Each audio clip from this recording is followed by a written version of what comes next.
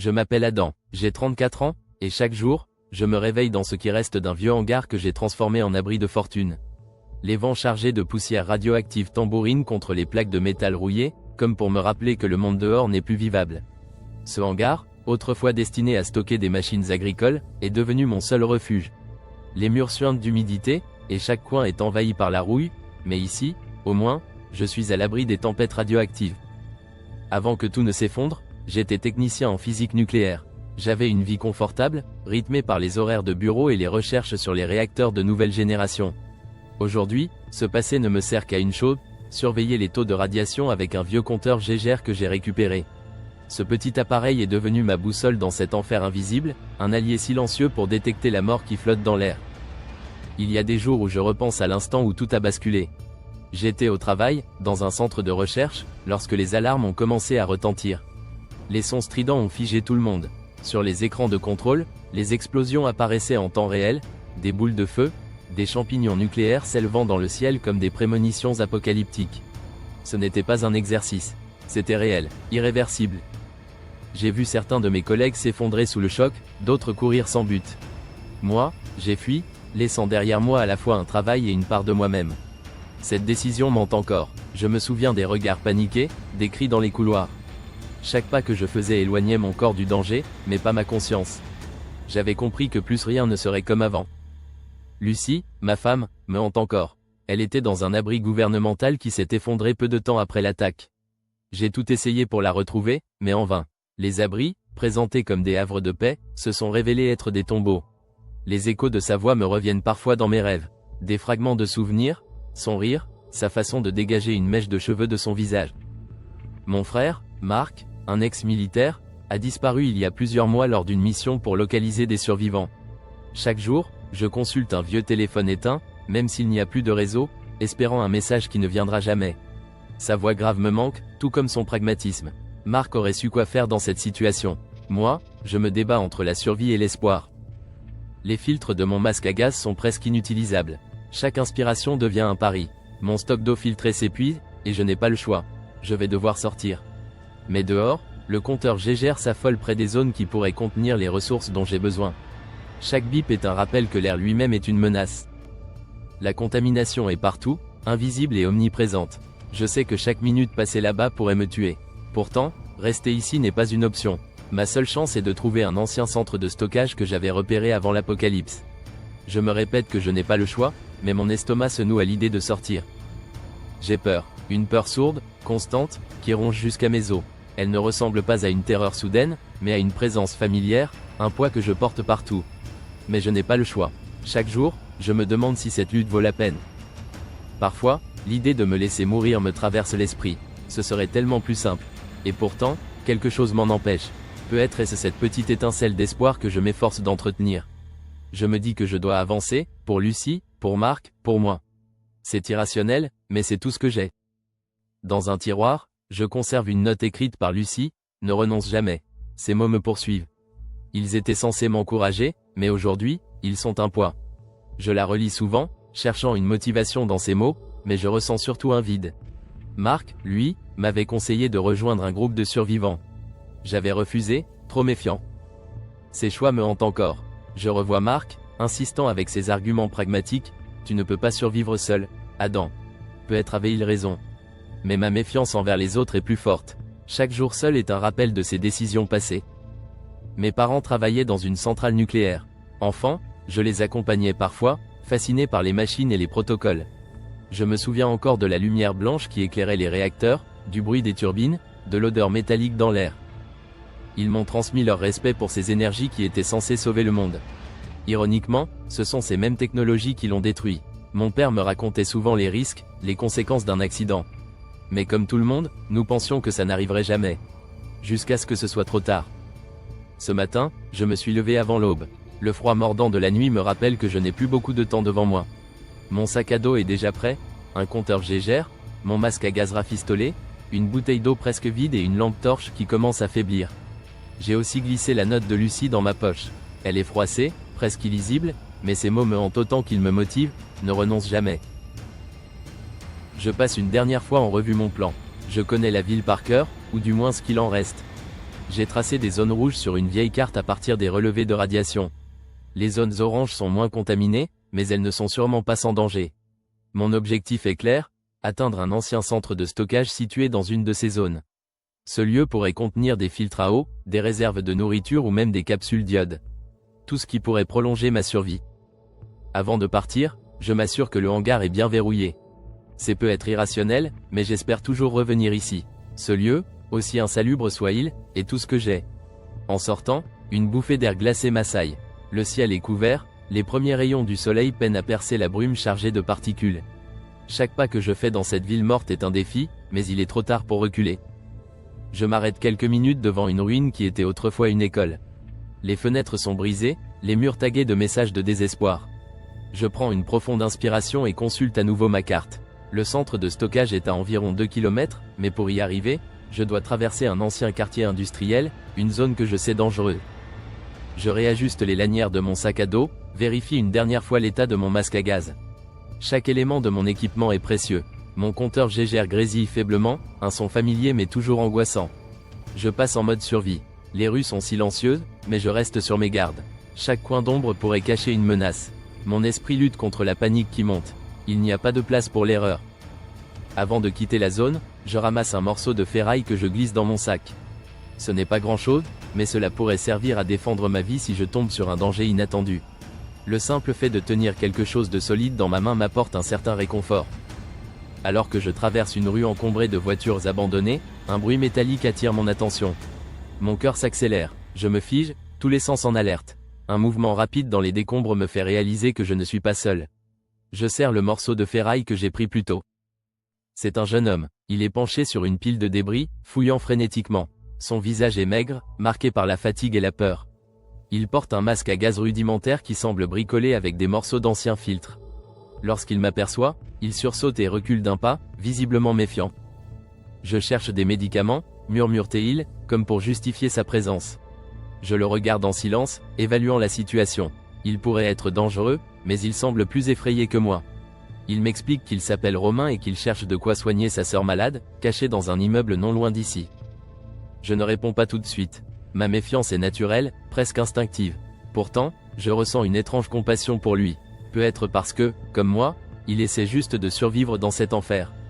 Après quelques secondes de silence, je hoche la tête et continue mon chemin, mais je sens son regard peser sur moi. Je n'ai pas fait 100 mètres que le ciel commence à changer.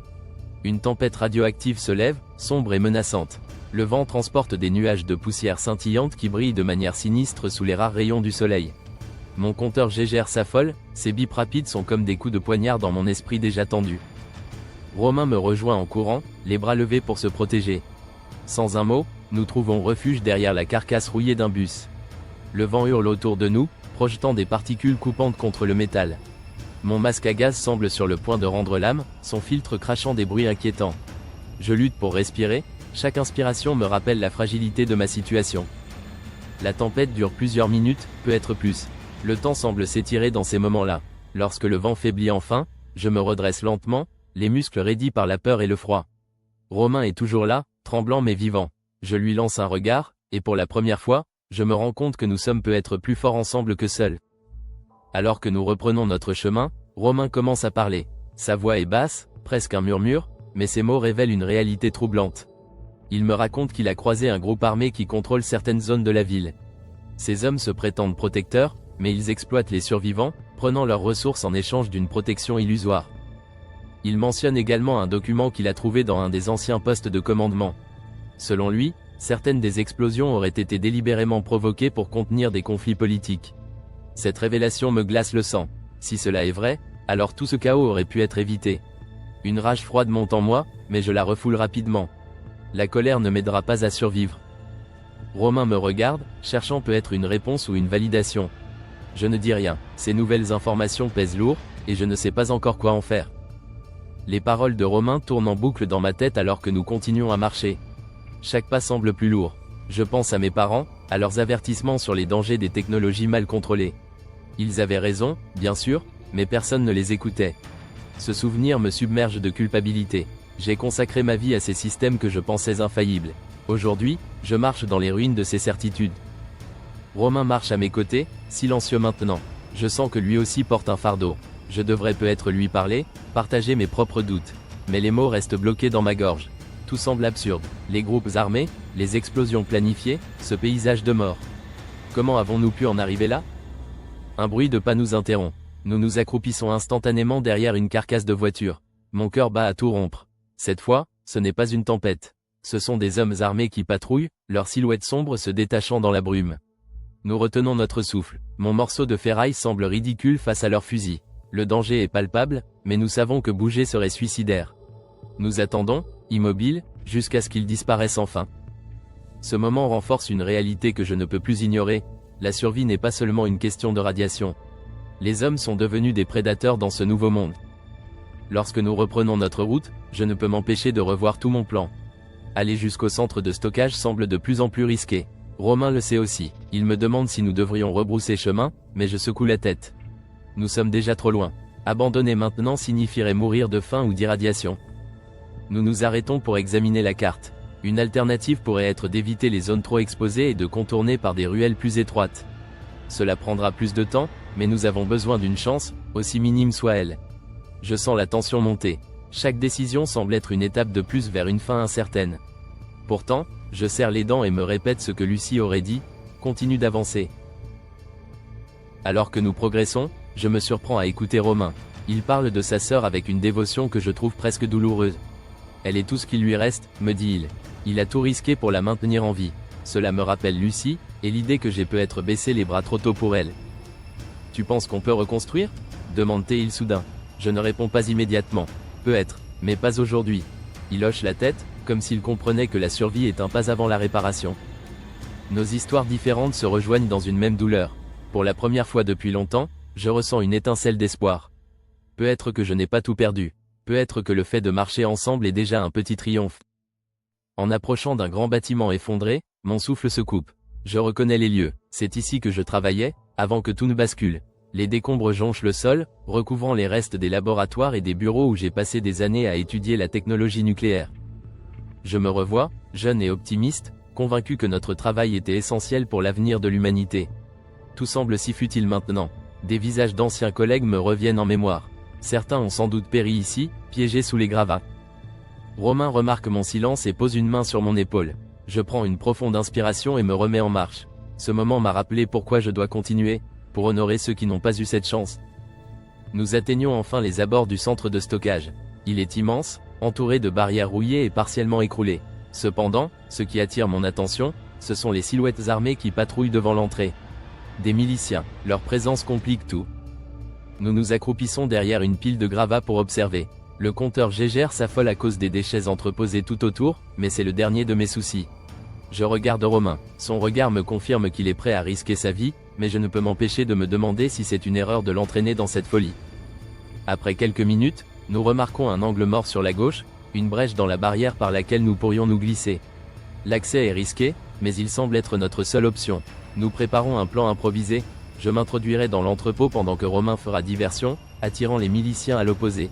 « Tu es sûr de toi ?» lui demandai-je. Il acquiesce sans hésiter. Ses yeux brillent d'une détermination que je n'avais pas vue jusqu'ici. « Alors, on y va !» Romain s'avance lentement, puis se met à courir bruyamment vers une carcasse de voiture non loin des miliciens. Les coups de feu retentissent presque aussitôt, les gardes réagissant à sa présence. Je profite de la confusion pour m'engouffrer dans la brèche, me glissant silencieusement jusqu'au mur du centre de stockage. Chaque pas semble durer une éternité. Mon compteur Gégère grésille furieusement, mais je l'ignore. La tension est à son comble lorsque j'atteins une porte latérale entr'ouverte. Avec une prudence extrême, je me faufile à l'intérieur. L'air est lourd, saturé de particules de poussière radioactive. Mon masque à gaz émet des bruits désespérés à chaque inspiration. Je trouve enfin ce que je cherchais, des caisses de filtre à eau et des capsules d'iode. Le soulagement est de courte durée. Un bruit de pas résonne dans le couloir adjacent. Je me cache derrière une pile de caisses, retenant mon souffle. Un milicien passe tout près, mais il ne me voit pas. Lorsqu'il s'éloigne, je profite de l'occasion pour m'échapper. Romain est toujours vivant lorsque je le retrouve. Il est blessé à la jambe, mais son sourire reste intact. On s'en est sorti, dit-il, haletant. Je lui tends une capsule d'iode en guise de récompense. Nous avons survécu, mais à quel prix ? Nous nous éloignons du centre de stockage aussi vite que possible. Chaque pas est une torture pour Romain, mais il refuse de ralentir. Je prends son sac pour l'alléger. Mon esprit est encore embrumé par l'adrénaline. Les images de cette nuit resteront gravées en moi, les tirs, les cris, le visage tendu de Romain alors qu'il mettait sa vie en danger. Lorsque nous atteignons une zone plus sûre, nous faisons enfin une pause. Je commence à examiner les filtres et les capsules d'iode que nous avons récupérées. C'est un butin précieux, mais insuffisant pour nous garantir une survie à long terme. Romain se repose, son visage marqué par la douleur et la fatigue, mais aussi par une étrange satisfaction. « Merci », murmure-t-il. Je ne réponds pas tout de suite. Mon regard se perd dans l'horizon dévasté. Nous avons survécu à cette épreuve, mais le chemin est encore long. L'enfer que nous avons laissé derrière nous n'est qu'une étape de plus dans cette lutte interminable. En reprenant mon souffle, je réalise que je ne suis plus le même homme qu'il y a quelques jours. J'ai affronté mes peurs, pris des risques insensés, et pourtant je suis toujours debout. Romain aussi a changé, sa détermination à sauver sa sœur m'a inspiré. Peut-être qu'il reste encore une part d'humanité dans ce monde brisé. Nous partageons un repas frugal, utilisant les filtres à eau pour rendre potable une flaque stagnante. Ce n'est pas grand-chose, mais c'est suffisant pour nous rappeler que chaque jour de plus est une victoire. Je prends mon carnet et note, la terre est condamnée, mais nous sommes encore debout. Pour combien de temps? Romain lit par-dessus mon épaule et hoche la tête. On trouvera un chemin, dit-il. On le doit à tous ceux qu'on a perdus. Je hoche la tête à mon tour. Nous ne savons pas ce que demain nous réserve, mais nous sommes déterminés à continuer. Ensemble.